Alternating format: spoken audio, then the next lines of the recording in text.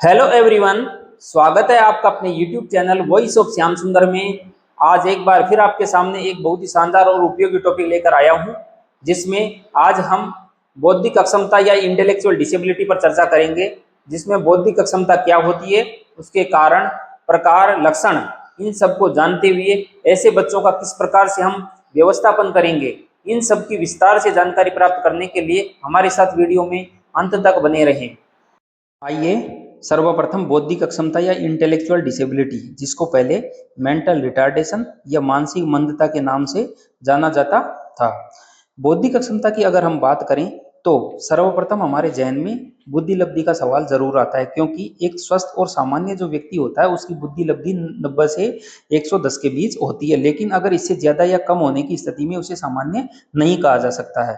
मान लीजिए अगर किसी व्यक्ति की बुद्धि लब्धि 110 से ऊपर है तो उसको विशिष्ट बुद्धि के अंतर्गत लेंगे। उसी प्रकार से अगर किसी व्यक्ति की बुद्धि लब्धि 90 से कम है तो हम उसे बौद्धिक अक्षमता वाला व्यक्ति या बालक कह सकते हैं। इस प्रकार के बालकों में सोचने समझने और अनुकूलनीय व्यवहार की जो क्षमता होती है वो कम या अक्षमता पाई जाती है।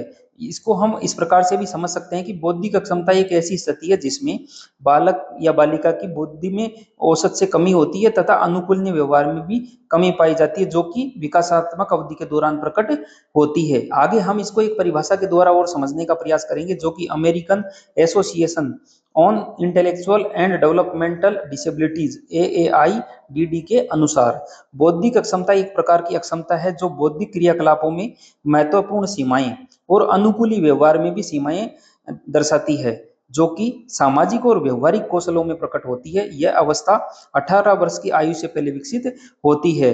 इसमें तीन बातें निकलकर सामने आती है। पहली है औसत से कम बुद्धि लब्धि, यानी जो बुद्धि लब्धि होती है वो औसत से कम होती है। और अनुकूलनीय व्यवहार में कमी। अनुकूलनीय व्यवहार में कमी से यहाँ आशय है कि मान लीजिए एक 12 वर्ष का बच्चा है, जिससे हम अपेक्षा रखते हैं कि वो अपने दैनिक जीवन के क्रियाकलाप स्वयं कर सके, लेकिन वो बच्चा ऐसा नहीं कर पाता है, जैसे ब्रश करना, शौच कार्य करना, स्नान करना, कपड़े पहनना।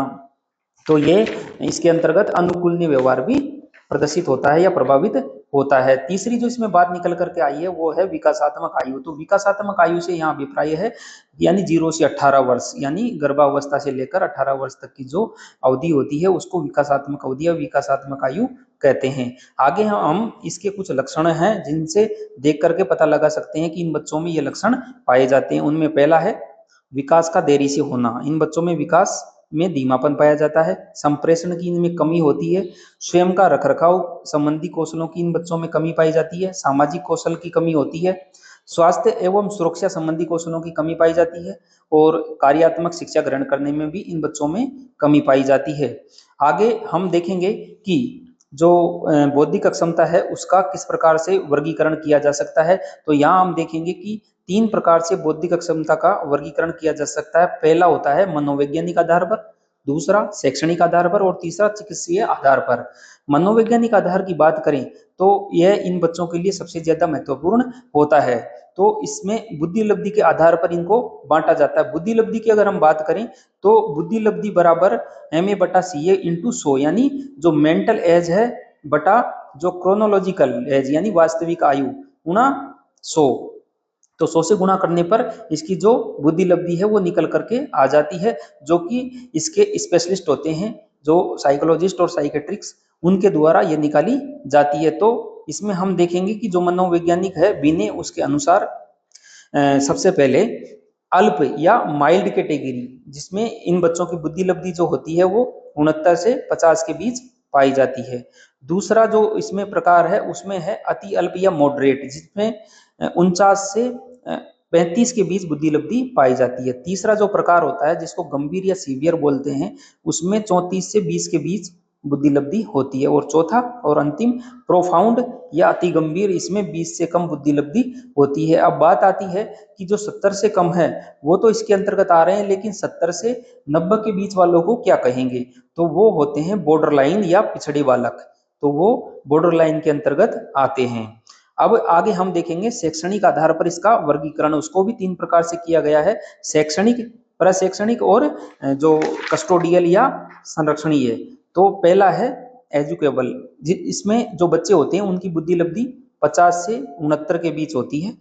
इन बच्चों को पढ़ाया जा सकता है और ये बच्चे अपने जो व्यवहार है उसमें बदलाव कर सकते हैं, शिक्षा भी ग्रहण कर सकते हैं अगर इनको सही प्रकार से पढ़ाया जाता है तो ये मतलब पढ़ने योग्य बच्चे होते हैं। दूसरा होता है प्रशिक्षणीय यानी ट्रेनेबल, इनको ट्रेनिंग के माध्यम से सिखाया जाता है। इनकी जो आईक्यू होती है वो 49 से 35 के बीच होती है और प्रशिक्षण के माध्यम से इन बच्चों को भी काफी हद तक सिखाया जा सकता है।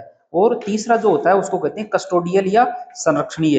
इन बच्चों की जो आईक्यू होती है वो 34 से कम होती है और ये काफी पिछड़े हुए बच्चे होते हैं। इनका जो गामक विकास होता है वो भी पिछड़ा हुआ होता है और ये बच्चे अपने दैनिक जीवन के क्रियाकलाप करने में भी लगभग असमर्थ होते हैं यानी आश्रित होते हैं। तो इन बच्चों को सर्वप्रथम इनके दैनिक जीवन के क्रियाकलाप सिखाने की ही ट्रेनिंग दी जाती है। अब आगे हम देखेंगे चिकित्सीय आधार पर। तो चिकित्सीय आधार पर भी कुछ वर्गीकरण है जैसे Down syndrome, microcephaly, hydrocephaly, brain damage. तो ये इसके आधार पर आते हैं जिसमें जैसे मनोचिकित्सीय विकृतियां होती है, गुणसूत्रीय असामानताएं होती है। तो ये सब चिकित्सीय आधार पर इनका वर्गीकरण होता है। अब हमने इनके सारे वर्गीकरणों को पढ़ लिया। अब देखेंगे कि आखिर ये बच्चे इस प्रकार के क्यों होते हैं या क्या कारण होते हैं इनके जिनके कारण ये दिव्यांगता इनमें आती है। हालांकि जो दिव्यांगता के कारण है वो हमने हमारे पिछले वीडियो में विस्तार पूर्वक पढ़ लिया है, लेकिन फिर भी हम यहाँ इसमें देखने का प्रयास करेंगे।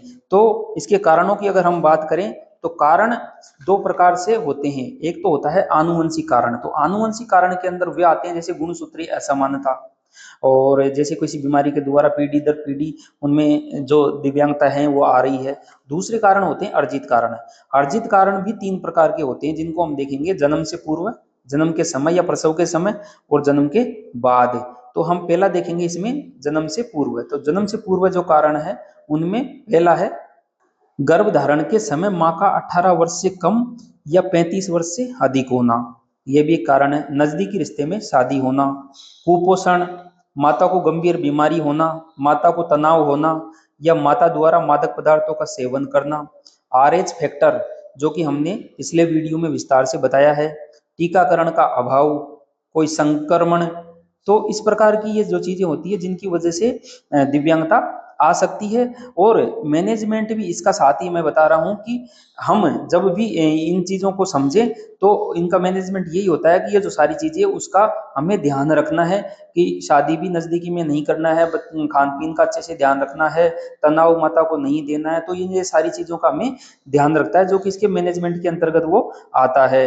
दूसरा हम देखेंगे जन्म के समय। तो जन्म के समय भी ऐसे कई कारण होते हैं जिनकी वजह से जो बच्चे होते हैं वो बौद्धिक अक्षमता से ग्रसित हो सकते हैं। जैसे सर पर चोट लग जाना यानी बच्चे को चोट लग जाना, या कोई संक्रमण हो जाना उस समय, या ऑक्सीजन की कमी हो जाना, या जन्म के समय बच्चे का नहीं रोना, या अपरिपक्व शिशु का जन्म हो जाना, या अप्रशिक्षित दाई से प्रसव करवाना, या जो नाभिनाल होती है उसका गले में लिपटा होना, या भार में कमी होता जो कि भार 2.5 से 3 kg का नॉर्मल माना जाता है, तो उसमें कम होने पर भी बौद्धिक अक्षमता आ सकती है।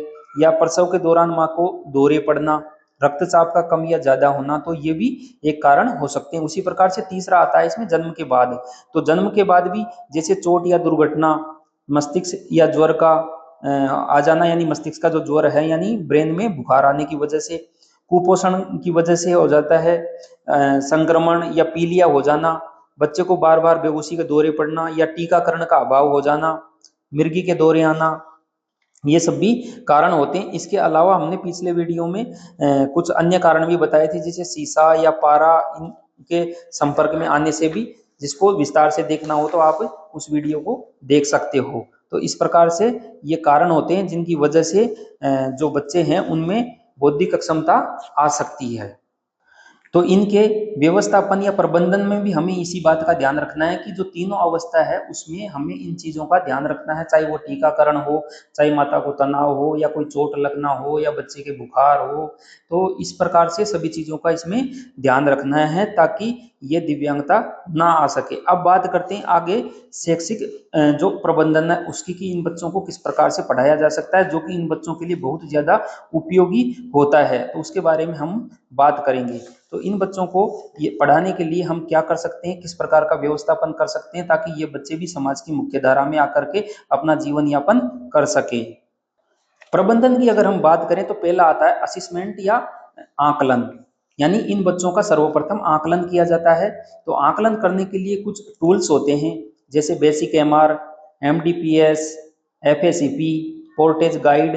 तो इनके माध्यम से इन बच्चों का असेसमेंट किया जाता है उसकी उम्र के अनुसार। उसमें बहुत सारे क्वेश्चंस होते हैं, उन क्वेश्चंस के माध्यम से उनके प्रत्येक एरिया, चाहे वो सोशल हो, चाहे पर्सनल हो, एजुकेशनल हो, रिक्रिएशनल हो या ऑक्यूपेशनल हो, किसी भी एरिया में, सभी एरिया में उसका असेसमेंट किया जाता है। और असेसमेंट करने के पश्चात जो दूसरा काम होता है वो होता है लक्ष्य निर्धारण का।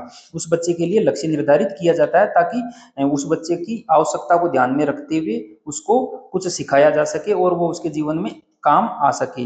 तीसरा जो इसमें देखा जाता है वो देखा जाता है व्यवहार परिमार्जन, यानी इन बच्चों में कुछ व्यवहार संबंधी समस्याएं होती है, जैसे चिड़चिड़ापन, अपने आप को चोट पहुंचाना, दूसरे को चोट पहुंचाना, या किसी धारदार हथियार से हमला कर देना।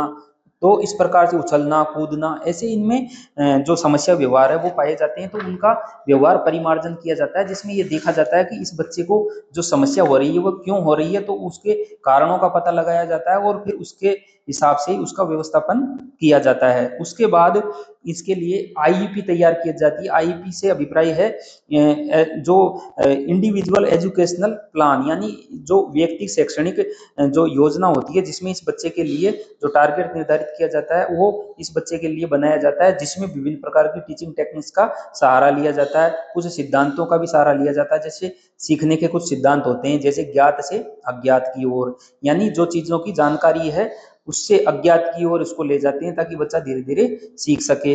मूर्त से अमूर्त की ओर, यानी पहले वो चीजें सिखाई जाती है जो वो देख सकता है, उसके बाद में कल्पना शक्ति वाली बातों को सिखाया जाता है। तीसरा है सरलता से जटिलता की ओर, यानी पहले सरल चीजों को सिखाया जाता है और उसके बाद कठिन चीजों को सिखाया जाता है ताकि बच्चा आसानी से सीख सके। पूर्ण से अंश की ओर, पूर्ण से अंश की ओर से अभिप्राय है संपूर्ण। जैसे मान लीजिए किसी को के अंग, शरीर के अंगों की जानकारी देनी है तो पहले संपूर्ण शरीर के बारे में जानकारी दी जाएगी, फिर उसके अंगों के बारे में जानकारी दी जाएगी।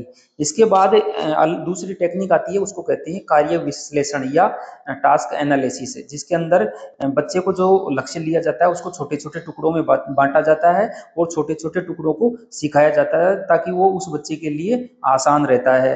उसके आगे इसमें एक टीचिंग टेक्निक होती है चेनिंग। चेनिंग जो बैकवर्ड चेनिंग और फॉरवर्ड चेनिंग होती है, जिसमें जो कौशल व्यवहार होता है उसको क्रमबद्ध तरीके से सिखाया जाता है और बीच बीच में उस बच्चे की सहायता के लिए शारीरिक, मौखिक और सांकेतिक सहायता दी जाती है, जिससे वो अपने टारगेट को आसानी से सीख सके। उसके बाद में आती है फेडिंग। फेडिंग का जो मतलब होता है वो ये होता है कि बच्चा जो कौशल व्यवहार है उसको सीख जाता है, तो उसको धीरे धीरे जो प्रॉम्प्ट दी जाती है, यानी जो सहायता दी जाती है, चाहे वो शारीरिक हो, मौखिक हो, सांकेतिक हो, उसको कम किया जाता है और उस बच्चे को स्वयं से सीखने के लिए उसको अग्रसर किया जाता है, जिसमें बीच बीच में उस बच्चे को पुनर्बलन भी दिया जाता है ताकि वो बच्चा अपने कार्य को करने के लिए प्रेरित हो सके। साथ में जो टीएलएम, टीचिंग लर्निंग मटेरियल जो होता है उसका भी यूजफुल तरीके से प्रयोग किया जाता है ताकि बच्चा रुचि के साथ पढ़ सके और अपने आप को समाज की मुख्य धारा में डाल सके। उन लक्ष्यों को सीख करके वो एक सामान्य व्यक्ति या सामान्य बच्चे की तरह जीवन व्यतीत कर सके। मेरे ख्याल से जो बौद्धिक क्षमता है उसकी संपूर्ण जानकारी दे दी गई है, जिसमें आपको उस बौद्धिक क्षमता क्या है, उसके कारण, उसके प्रकार, वर्गीकरण और साथ ही साथ प्रबंधन, इन सबको विस्तार से समझा दिया गया है। आप इसको सीखकर अन्य बच्चों को सिखाने का प्रयास करें, साथ ही साथ ऐसे जो बच्चे हैं उनकी ज्यादा से ज्यादा मदद करने का प्रयास करें। धन्यवाद दोस्तों, हमारे साथ वीडियो में अंत तक बने रहने के लिए। आज हमारे द्वारा जो बौद्धिक क्षमता की विस्तार पूर्वक आपको जानकारी दी गई है वो अगर आपको अच्छी लगी हो तो हमारे चैनल को ज़्यादा से ज़्यादा लाइक, सब्सक्राइब और शेयर करें।